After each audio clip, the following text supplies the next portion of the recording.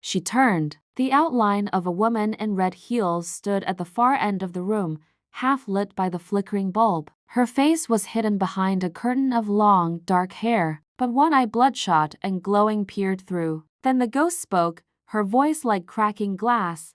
"Leave, or join me." The teacher stumbled back, her heart pounding in her chest. Papers flew from the desk, scattering across the floor as the room grew colder, impossibly colder. And just before the ghost advanced, the door burst open with a deafening crash. It was the principal, but instead of fear, her face was a mask of pure rage. "I told you to stop digging," she screamed, her voice echoing in the small, dusty room. And then came the final, horrifying twist. The principal wasn't there to save her. She lunged forward, grabbing the teacher by the arm with an iron grip. Her eyes burned with a desperate fire as she hissed, "I'm not afraid of that ghost. I deal with her every night. But if you expose what I've done, I'll make sure you vanish just like the others." The teacher's blood ran cold. The others? What did she mean? Before she could process the threat, the chilling sound of footsteps grew louder. Click, clack, click. The principal froze,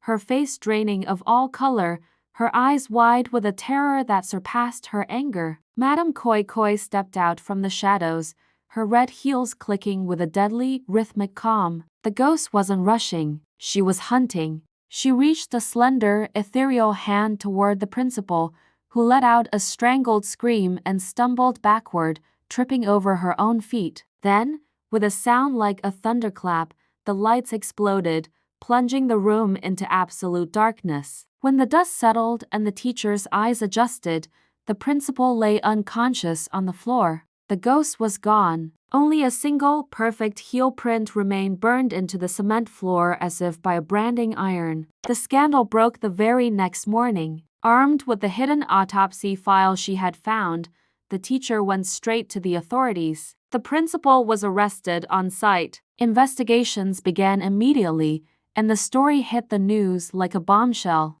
Enraged and terrified parents stormed the school, demanding answers, demanding to know the full truth about what had been happening behind the closed gates of St. Bartholomew's. The school was temporarily shut down, its hallways now silent and empty. But some mysteries remained, whispered in the hushed tones of the neighborhood. At night, neighbors still claimed they heard those phantom footsteps near the school fence, a faint but unmistakable sound carried on the wind. Koi, koi, koi. And sometimes, when the breeze blew just right, they swore they could hear a woman's voice, a soft whisper that seemed to come from the very walls of the school itself.